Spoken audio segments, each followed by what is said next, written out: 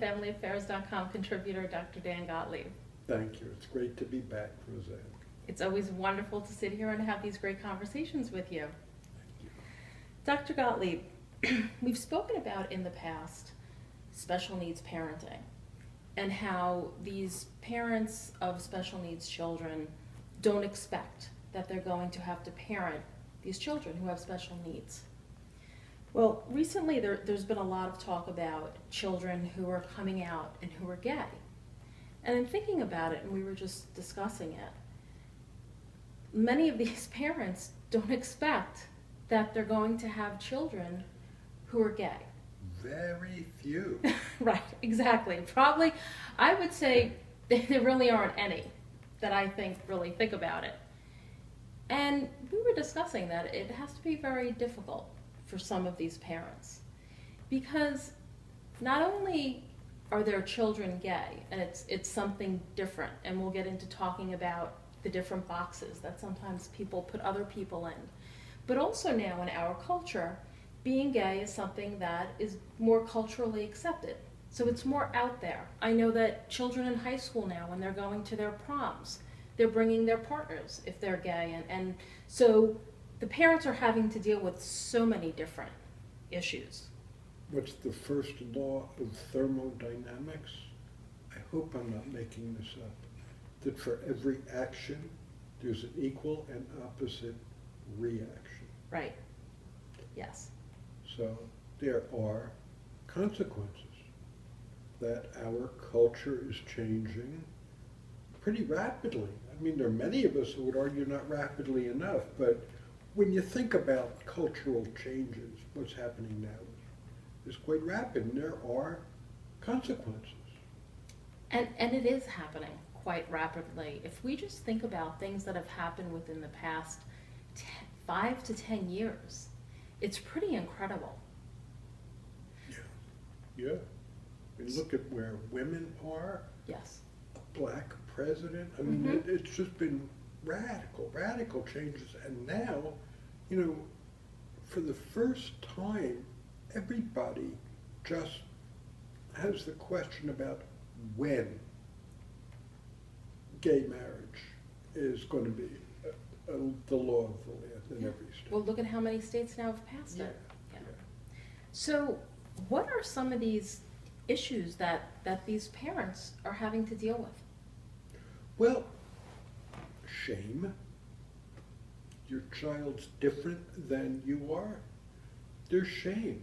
And it's hard to admit, but there's shame in there. And shame that you can't experience turns to anger or withdrawal or self-punishment or, you know, all these reactions that aren't pleasant and aren't pretty. So shame is one, and it's understandable that they would feel shame. I mean, my God, I felt shame when I had my accident. I was so ashamed. Because you were different. Yeah, exactly. So, you know, many parents, many humans react to news, me first, you know, that this information is affecting me, it's about me. So, you know, there's going to be guilt, you know, what have I done? Right. Was this my fault? Did I make them this way? Yeah, and all of that. So, you know, that's a fairly typical reaction. And, you know, I talked about the shame. Anger. Anger is a reaction to shame. So the anger comes out in a whole lot of different ways. You know, wanting your child to change, going back into denial. Look, we've got shame-based anger in a lot of religions, in cultures, in communities. I mean, that's shame-based anger, those reactions. So, you know, you feel shame and guilt, and, you know, if it's still about me, you know, can turn into depression or withdrawal. It can alter, if I'm the parent, my relationships with my friends and peers. That's what shame does. Sure, because they're trying to hide it. They don't want to talk about it. Right. I do want to say, though, that I'm talking about parents on the extreme. Yes. Parents on the other extreme have their personal reaction comes later, and it's about their child and about loving their child, and any pain they might feel is based on the pain they anticipate their child going through in Right, this culture. what they would experience, thinking that they're going to live, some parents may think they're going to live a harder life. Right. Because they don't fit into the neat box that other people create for them. Right, which is true. Yes. It's true. So, how do we get from one end of that continuum to the other? What's the difference? And, it's awful lot of it is about, we've talked before, Roseann, about roadmaps. Mm-hmm. And we all have a roadmap that we use to go through life. We know where to turn and where not to turn. We think we know what's going to make us happy and what's going to make us miserable.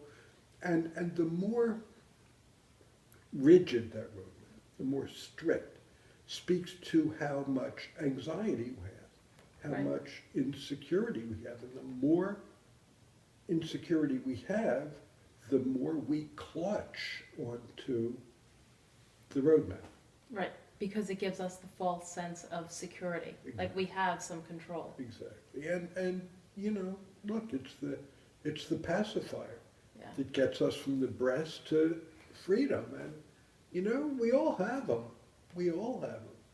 So, it's understandable that this happens. But we can make a transition. We can open ourselves up. But in order to make the transition from anxiety and insecurity, in a way it's a leap of faith, literally a leap of faith. And it involves letting go of your beliefs about who you are and what this means and all your future-telling skills or lack thereof.